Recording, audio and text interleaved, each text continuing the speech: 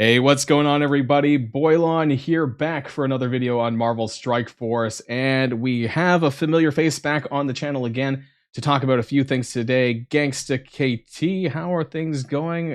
Also, happy 2024 and New Year's and all that. Yeah, happy New Year, Boilon. Things are going great, man. Still loving this game. Hasn't changed since last we talked, and this combo we have coming up today is going to be one of my favorites. The sweet spot, what my favorite part of this game is. So really excited to get into it with you.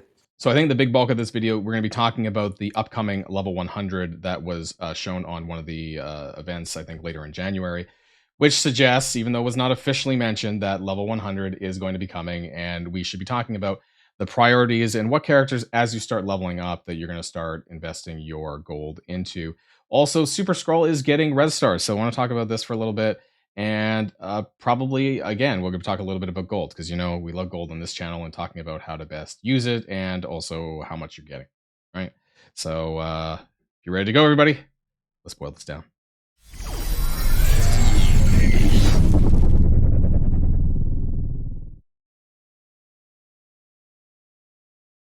I should have started on another screen because now I'm like, okay, we were just on this screen and now we're back onto Super Skrull. But let's let's talk about Super Skrull first. So he's getting red stars. When? We don't know, but it was in the data mines that he is getting 5, 6, and 7. And it's hard to say. Normally they do a red star auction event, like a leaderboard. And it seems like they may be skipping that, or maybe this is not going to happen for a while and there may still be an event. So I don't know. What do you think about all of that? Yeah, it was cool to see and excited for it. I was actually shocked that this is happening already. I mean, he's still so dominant, and there's still a lot of people that are working to get him. And I'll Mhm. say, like, if you've done a Crucible match against the Superior Ugh. Six and all the buffs they start off with, Scroll starts out taking 2 turns and then gets to his ult very quickly. So he is so dominant, and when he gets more power, I'm excited to see what that means. And I think it'll be expensive. Honestly, I get really frustrated in Crucible when I see Skrull in room 1. Like, I almost just like, ugh. Like, it actually kind of kills the fun a little bit for me. Like, he's that good. So it's going to be crazy when people start, if they're hoarding. I'm sure there's a lot of you out there that are hoarding your dark promo credits, and I want to use this time to admit that I bought one day before the announcement or the data mine. I bought a 5 red on Quicksilver because I did actually recently do a video. I put out a video about our dark promo credit upgrades. And luckily, in that video, I did say, I future proofed it. I said, if Super Skrull becomes available, he's your new #1 priority if you have him. Yep. So I did say that in the video, but it's just ironic that I did the video and then literally a few days later, this news comes out. So let's You'll have talk. a little catching up to do then, but I think you said it. If anyone has scrollers close to getting him, this is immediate #1 priority. Stop spending these, save them for scroll red stars. It's going I to be the most impactful. I don't normally advocate for spending necessarily, but the quickest way for you to get dark promotions right now, though, is the RTA Battle Pass. I believe it's somewhere around pretty close to 4,000 if you were to spend to buy this.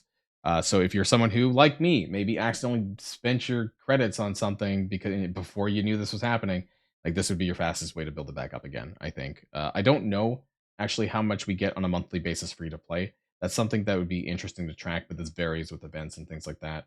But in terms of like a broad example of like what we could pull in monthly, I think would be interesting. I don't know if you've ever kind of done this kind of calculation for DPCs.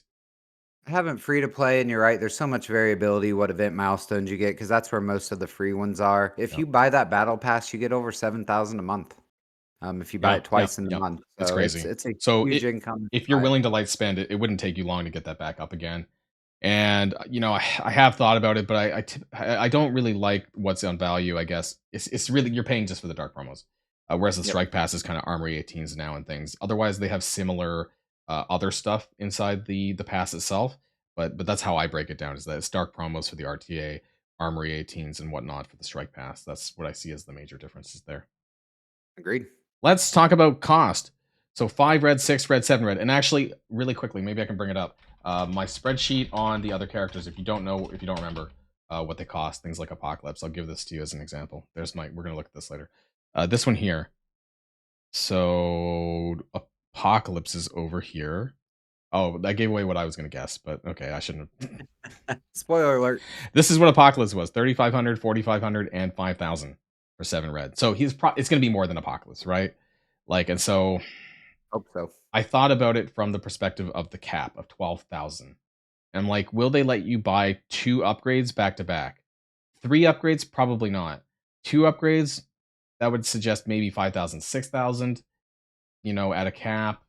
It could, in fact, be 6,000, 7,000, and then you wouldn't be able to buy 2 upgrades within one cap. And that would force other players to have to buy more, of course. So I don't know. How high do you think it could get? So my guess here, and it's a little more egregious than what you're saying, Yeah. is 5,000, 7,500, and 10,000, which then you couldn't buy 2 within the Yeah. cap at all. Well, I mean, if you consider the 7 red for Apocalypse is 5,000, like 10,000, like it's not outside the realm of possibility, but that would be a huge uptick, versus Apocalypse. And so I wasn't sure how far they would actually take it. So I said Yeah. 5, 6, 7, but it could be more. So my guess, my advice to everyone else, it's just hard, because especially if you have Scroll now, that's going to be the biggest game changer in especially Crucible. But in Arena, it might make a huge difference too in terms of you might start losing more. Maybe it just will be a lot harder to overcome, even with the counters that we know of right now. Maybe that power differential might make a difference, but we'll have to see about that. Yeah, Absolutely in he's the Crucible though. whole yeah, at Mm, Crucible, he's the whole arena meta right now, basically, planning around him. So more stars on him is going to be more impactful, I think, than any character we've seen in recent history. And I'm okay if he's expensive. Excited for it. But yeah, I was surprised that that came out to 7 already. That's a huge power bump. I'm excited, but I'm also scared because it might make me just want to quit Crucible altogether. But we'll see. Depending on who I get matched up, maybe I need to just lower myself on my league a little bit. So that's Skrull. Let's talk about I don't know what page I'm going to be on for this. Let's talk about level 100 and XP and stuff like that. So that was, and I should have properly brought that up as well. Let me. Oh boy, I don't have it. But if you guys saw the artwork, anyways, for the upcoming month of January, then you would have seen that there is going to be an event called Blast Off Countdown or Blast Off to 100, and that's going to be after Sunspot's event.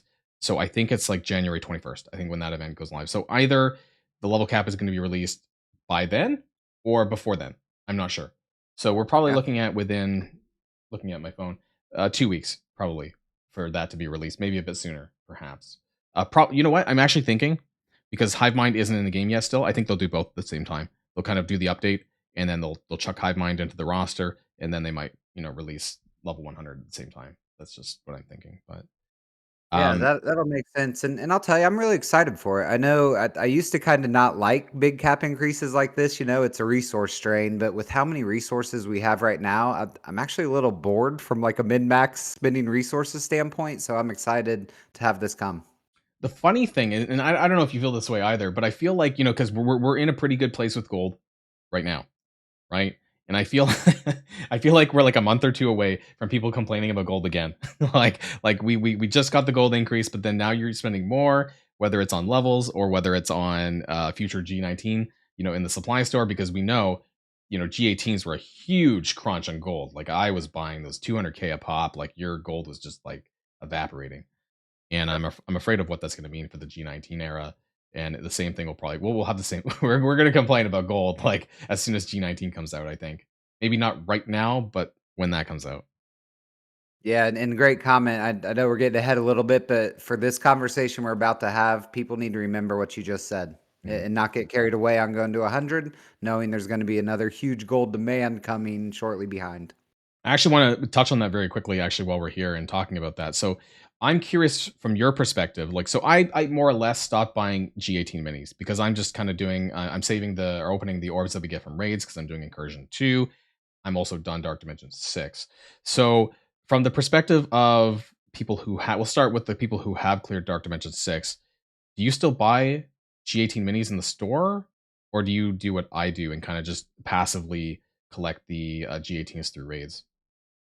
So mostly passively. As soon as I beat DD6, the first time I did stop buying these in the store, and I was doing it aggressively until Mhm, then, but it was mhm. such a gold sink. However, now that I've gotten up to where I'm sitting on about 80 million gold, I've actually started buying some of these again that I'm shorter on if there's a character I want to do a T18 upgrade for. So I've kind of pivoted back to buying a few here and there, but did save after beating DD6 for quite a while. Yeah, I think some of this might also have implications later on. Maybe we need a separate video on this down the line because, with characters like the Extreme X-Men possibly needing to be a G18 team, maybe I should there's 3 mutant pieces just staring at me in the face and maybe I should be buying you know what? Maybe I might just buy this because I only have 126. So maybe I need to like keep a safety net of a certain amount. But it's a lot of gold, right? Like that just cost me 400k. And so at the end of the day, that's like almost a level for some characters. And it's a lot when you put that into perspective. And once I stopped doing this, that's when I started kind of building up my gold a lot faster, I think, is when I started realizing that, yeah, I'm with the Alliance War payout too, that I'm in a pretty decent shape, I think. Yeah, much more available now, and I think it's worth doing if you really need a character T18. Yeah. I'm working on Dormammu right now. That's a huge power increase for a great character. Know he's going to be needed in DD7 probably with that mythic tag. So to me, he's worth buying those for, but I'm very selective on it now. Do you still recommend buying G18s if you haven't beat DD6 yet? Like, do you think it's just you kind of have to, or I think it's a no-brainer if you yeah, haven't because of how important Scroll is. yeah, it's just so much gold, man. I'm so glad I'm past that though, and I don't really have to do that as much now. But it's just going to happen all over again for G19, right? So if these are 200k, then I don't know, 300k, 250, who knows, right? But I'm gonna have to buy them, and it's gonna sink my gold. So Yeah. wanted to It, talk it, about that it- really quick though. yeah, not to get off on too much of a tangent, but I actually think them giving us these resources and kind of letting people come catch up a little more, I think they're going to be more egregious Mhm. when those new T19s come out in the cost of them. So it's going to be I tough. mean, it could be like 400k, but God, it's going to be awful. Like, unless they lower the amount of uniques you need, which I don't, we'll have to see. This is all speculating, so I'm not going to go there. But it could be a little while till we see it. But yeah, it's just when we know more, I'm going to break down the cost. When we know how much it costs in store, how much gold is it going to cost you to buy enough of these for one gear piece? It's going to probably be crazy numbers. And of course, we're not even. I don't know if they're going to add it to this new raid that we have yet either, or if it's going to be a future raid, the next one after this one. So Yeah. we'll have to see. Let's actually talk about the leveling up part though. So it's going to take us a while though. So to get from 95 to 100, typically, like if you remember at all, I would say free to play, or even if you're coring your energy lightly, probably would take about 2 months or so ish, depending on how much you're coring into energy and whatnot. One thing that has changed since the last level cap increase though, and I don't know if they've actually thought about this at all in terms of where it's going to be. Not here, sorry. The incursion campaign. So the incursion campaign does actually give XP Hmm. here. Not a lot, I don't think, but you do get actually no. You get spend 12 energy, you get 24 XP. So I don't know if this is maybe they thought about this when they put the new kind of like the new how much XP you need per level in or not. I don't know. I don't know how much how much they think the communication. Oh yeah, we forgot we added XP here, so I don't know if this is going to be included in there or not. If it's going to be the same rate as before, but from 90 to 95, it took me about 2-ish months. Like I could probably go back and see a video of me talking about the level cap and then like when I actually got to 95. So Yeah, that sounds about right. And that incursion will be important whether they factored in or not. It's a lever we have to get there faster. true, and the showcases So also give a important to tiny remember. bit too, which is nice actually for newer players as well. So people who aren't max level, that's a nice thing too. But since we'll have access to these things, it makes me wonder like how much value there's going to be in this, and then we need to think about like, okay, if you want to get XP faster, there's more ways that you can spend cores at the 50 refresh level to get more XP, right? So we're gonna have a whole new separate conversation about breaking down your XP, what's the fastest way to level up, that kind of thing, and where Yeah. you should be spending your cores because I think it's a 1-to-1 on. I think it's the same actually, no matter what campaign you can do. But I think that you'll get more value out of your 50 refreshes because now you can 50 4 times on campaign energy, incursion energy, ISO 8 energy, and so if you have the cores available to you, you can really push your XP, at a decent rate. So Yeah, that's a great point. Worth probably saving some cores for that coming up. yeah, don't talk about cores. I mean, do you see my cores after Sunspot and Forge? I have like nothing. I'm not ready. I am not ready. So this came at a bad time. I knew it was coming, but I don't know. I shouldn't have blown all my cords. That's my bad. So let's talk about characters that you. So when you hit 96, like what's the first characters that you're going to be taking up to 96? Let's just ignore how much gold it's going to cost. It could be a lot, but let's just say you can do it. So Yeah. who's your first like 10? Your 10 characters. Yeah, so great question. Again, this is my favorite part of this game. Like playing this game is figuring out these types of things. Who is the best one to take up? And I think the most important question is who are you going to do third? I'd say 1 and 2 are obvious, right? Scroll and Apocalypse. I think Yeah. everyone should Okay. Yeah. prioritize those 2.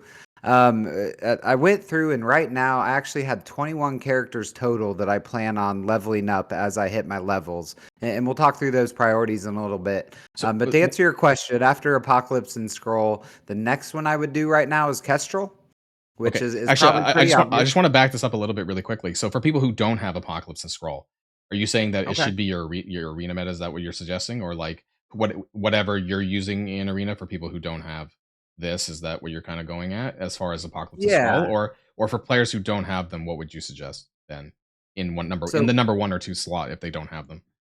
So good question. So I do think arena is still the most important game mode. So that would be my priority, whatever's being used in arena outside of those two, Mhm. which probably wouldn't be Kestrel. Yeah. Probably would be getting more into secret Yeah. defenders. So maybe like Robbie would be my top choice there. Yeah. I just Out wanted to of that clarify team. that since there is probably a broad viewership here that might be curious, beyond that. So Yeah, thank you. Uh, But so I'll why tell you, Kestrel then my for number 3? Let's go back to that. Yeah, so Kestrel actually bought a third diamond, first time doing that, Oh, and would do oh that very wow. Okay. selectively. But a couple days ago, that was after consulting with some of my theory crafting buddies. But I think Kestrel just has some of the most usage in the game right now. So used in raids every day. But more importantly, her plug and play in Crucible and War is unbelievable. Like she's to the point at more power where you can do new counters because of having her plug and play on a team.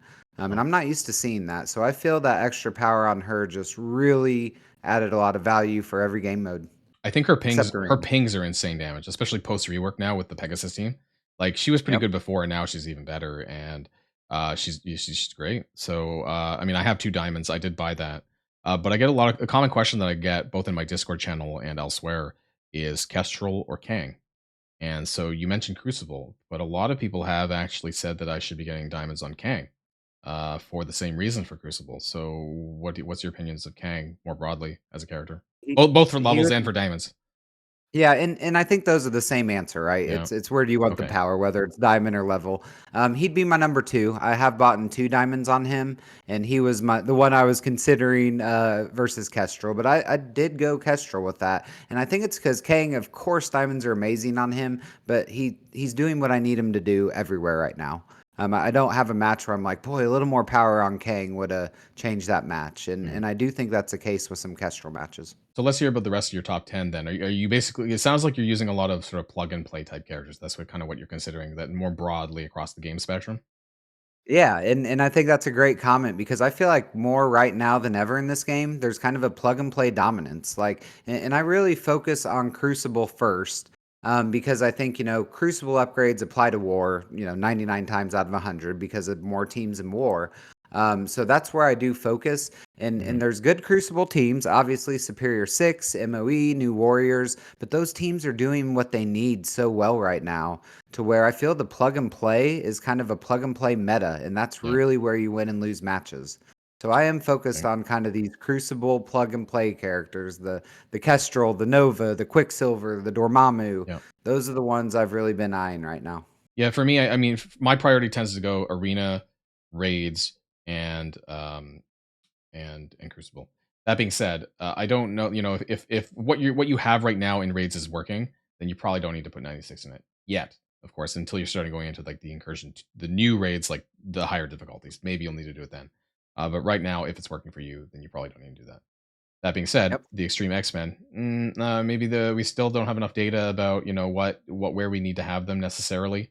I think that what I talked about in my previous videos were relevant. I think that the focus is definitely an issue and something to keep an eye on because I think even with the full team, I've seen sim fails and I've seen I think you're probably less likely to fail in manual if you play it yourself, but it does seem that there is sim fails when they're not high enough, and so that might be something to consider.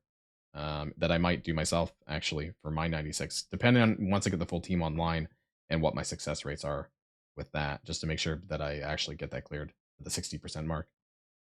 Yeah, and Boyan, you said it perfect. One of my mottos I try and follow in this game is raid teams as big as needed, PvP teams as big as possible. And so if my raid teams are doing the difficulty, I'm not leveling them up, even if they're a great character. Now, Yeah. Nightcaller and Gambit, I am going to level them up regardless because they will be used in Crucible still. Are they So in your top 10 at all?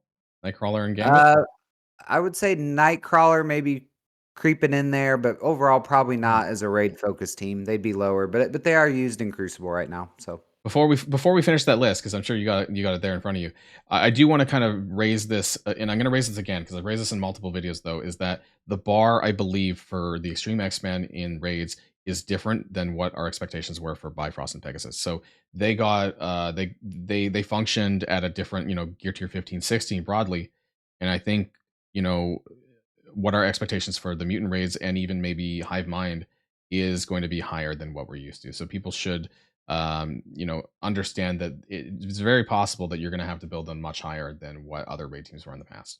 And so I just want people to be prepared for that possibility because that's kind of what I'm seeing right now with them is the data that shows that yeah, they're still failing sims if you're not really big. So levels might help Yeah, you do that if you can't actually put the gear tier into them, then the gold might be the best option to kind of raise their stats more. absolutely, and really looking at, where will the power help in that team? Like, can you take one character to 100, and maybe that can save Mhm. you from having to level the other 4? I think Nick Fury, it was the best example of that, and just being able to power him up and carrying those raids. But Mhm. we'll see if that's the case for the mutant or bio teams. Yeah, it could be Gambit for the Extreme X-Men because a lot of people do have him kind of maxed out at this point. And so putting in extra, stats through levels might be, the best way forward, especially since the new characters aren't going to be farmable for a while. So Yep. let's see what you filled out for the rest of your list. You got it? You got it there? Let's hear it. Yeah, so excited to tell you this one I think will be a shocker. But after Kestrel, and Kang will say, my next one actually is going to be Zombie Juggernaut. And that is Oh because wow. it's the only Okay. Oof. opportunity to Whoa. I get know more exactly where he is on my power up. roster. Whoa, right there at the bottom.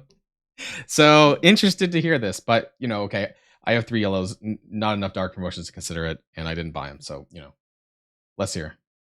Yeah, so he is amazing even at low levels. Now I do have him Okay. T18, level 95, but he's a character I'd love to just be able to get more power on, and you can't. Like I have him as Mhm. big as I can, and so I am using him in Crucible more almost every week, or almost every match.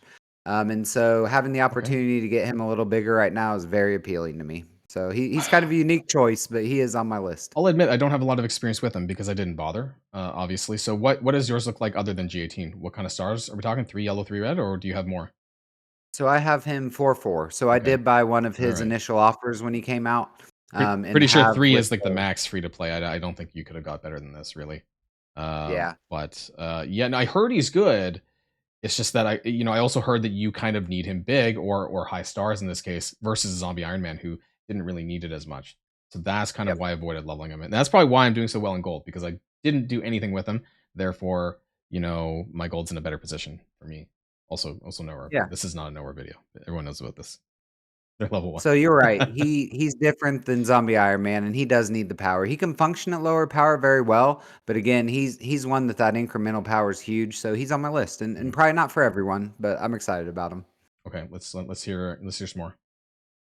So the other ones that would be in my top 10, we've kind of covered them, but again, the plug and play beasts, the Quicksilver, Okay. the Nova, the Spider Weaver, and I know Spider Weaver's on the Tanglewed team, but I wouldn't do the rest of that team. But those are the characters I really plan on taking up first.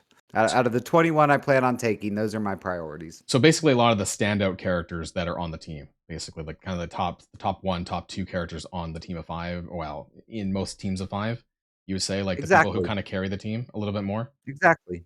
Taking Kang up to 100, you probably don't need to take any of the rest of the MOE up because Kang does most of the work in those matches. So, And the one thing we don't know is that how the levels will shape the stats because in the past, anyways, there were certain levels level 71, I don't know if you remember this, but level 71 had a huge focus boost in a single level for whatever reason, and so I don't know if this is going to happen again or not, but we don't know how the scaling of the stats are going to be, even to particular stats, but just across the board as well. So there might be reasons why you might want to take them, for example, higher as well. We'll have to wait and see what all that stuff comes out. But Yeah. is Ghost Rider on your list for anywhere in there? Probably because I would say he's probably like, I almost think that he's maybe almost better than Black Cat, but yeah, because of the AoE damage and the bleeds. But yeah, obviously him and Black Cat, right, for Secret I, Defenders. I don't even think it's a question. I think he is better than Black Cat. Black Cat's great, but I have a lot of videos talking about that she's kind of disappointing as a legendary and the second best on that team. So I'd definitely prioritize Robbie with the Secret Defenders. Yeah, just his damage output is just crazy, I think. And now that he's available Ridiculous. at 7 yellow, 7 red now so soon. Well, since they're making Yep. good on their promise. Any other maybe surprises, or like, I guess broad theme is just powerful characters from their teams, plug and play characters, the standalone kind of characters, and that. Any Yeah, other? that's definitely my theme versus, just trying to take up like all 5 of the superior 6, who are all Hmm. great and would get Hmm. value from going to 100, but I'm gonna focus on Green Goblin, and then I'm gonna focus on Doc Ock on that team. Those are my 2. So The one other I'd say that's a surprise, and I'm guessing not on your list, but is Tigra. Even though I don't use her in Crucible um, much, sometimes I'll have her on defense. She is so ridiculously powerful the bigger she I gets heard that that, I'm gonna have to do her. and so as of recording this today, they're all farmable now. So all the new Avengers are farmable, which is going to be really scary. I heard that a G18 max out Tigra will do insane damage. So I'm actually both scared and curious how they scale, because I feel like a lot of times when we talk about new teams, not everyone, especially content creators, are not sitting with 7 yellow, 7 red or diamonds on these characters, right? And some of them just scale much better when they're more powerful. Like Oh, yeah. they're more appealing, they're less disappointing in a lot of cases when they're higher power. And so when we first get that glimpse of them when they first come out, when you see the content creators put out videos, it's often at like the 4, kind of maybe 5 range. It's never at like the 7. So some characters just really scale so much better, when they're higher up. And I think Tigra could be one of them, and I don't have that experience personally, but like, because I haven't played it out like that. But I have G17, so I may do something similar. I am trying to put my extra gold actually into new Avengers a little bit, when I have the time to do so, because they're on my star list. They're on my. I'm working on them now that the stars are available. I think that they could be pretty scary, especially Tiger. Yeah, Tiger they're does a bunch of AOE, right? Like she bounces back and forth. Her alt does the AOE. So there's some big huge AoE. AOE damage available there. And also the tank, right? Like, you almost Yeah. get the double value. Like, not many characters are doing most of the damage and tanking, Yeah. Yeah. both with power help. So I think power is really big on her, and she's amazing. So I wouldn't put her first because she's mainly a war focused, and that's a lower Mhm. priority. But she's kind of my guilty pleasure. I plan on taking up because I love her. One of my questions I have for you is looking. Oh, can you see it? I know your square is blocking it. The viewers can't really see. But anyways, one level from 93 to 94 costs 900,000, and then 94 to 95 is about 980 990,000 maybe.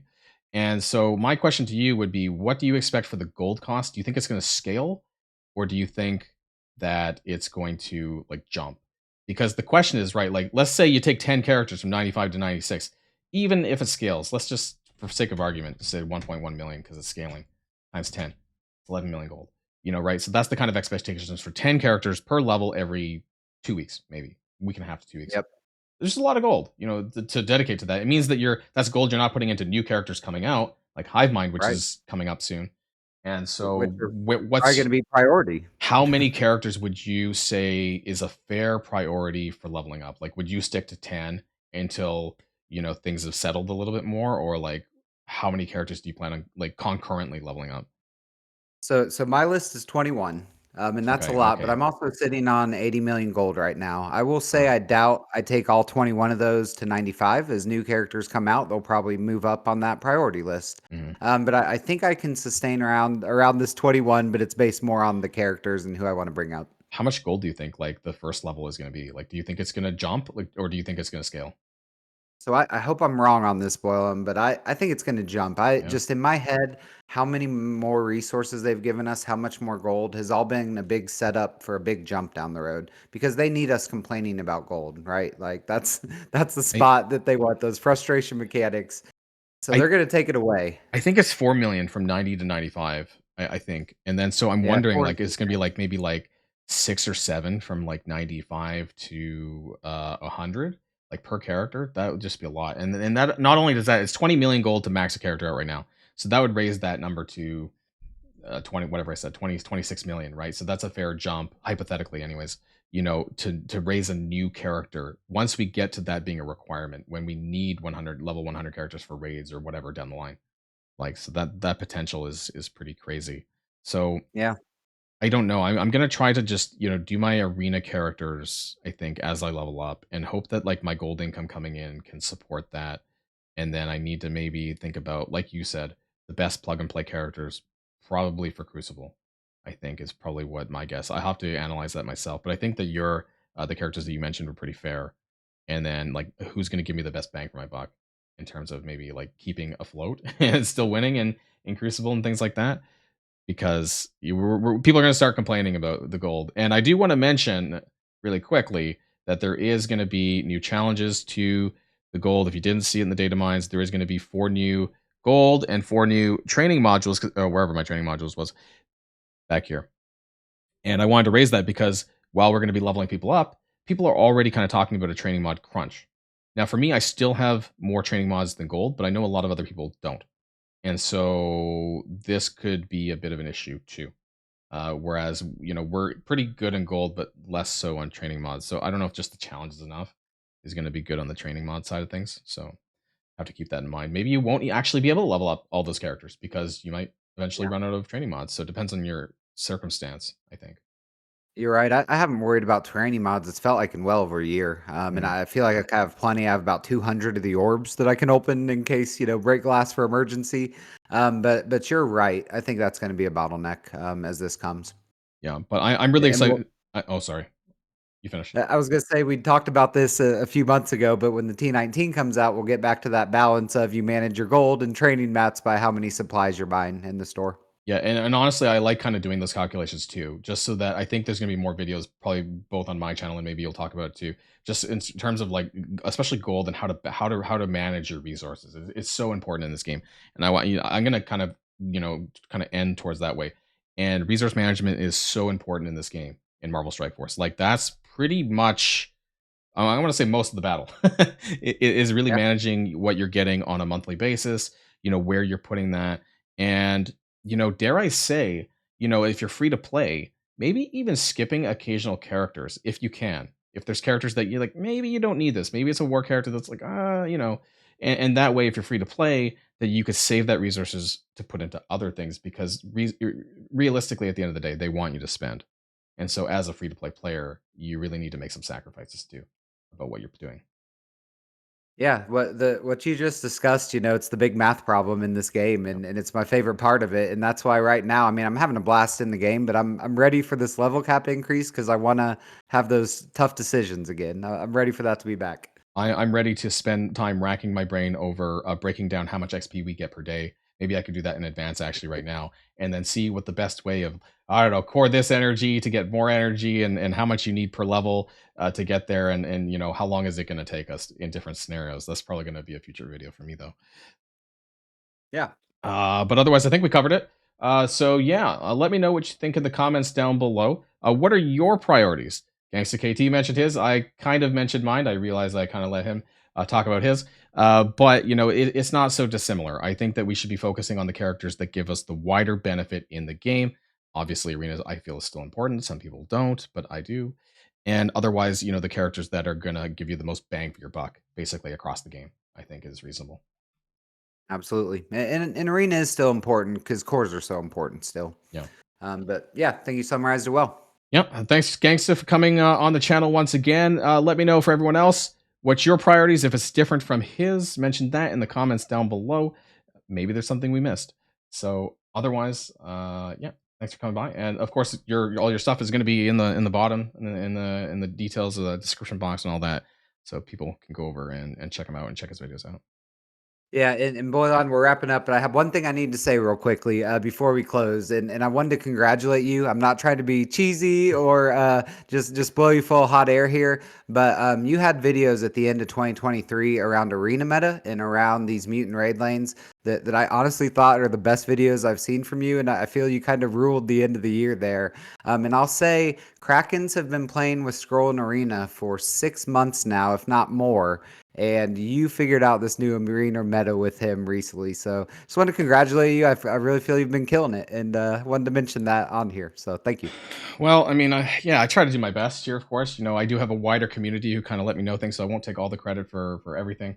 And, there's a great community here, both on Marvel Strike Force and in the Boilon group as well, who kind of let me know if I miss something. So, but thanks for the compliments.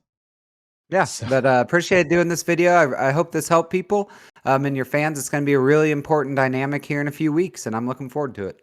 yep. So that's everything in a nutshell with levels. Probably went on a bit well. So if you made it this far, thank you for sticking around. But otherwise, until next video, everyone, stay safe and healthy, and I'll see you all later. Boilon and Gangsta, signing out.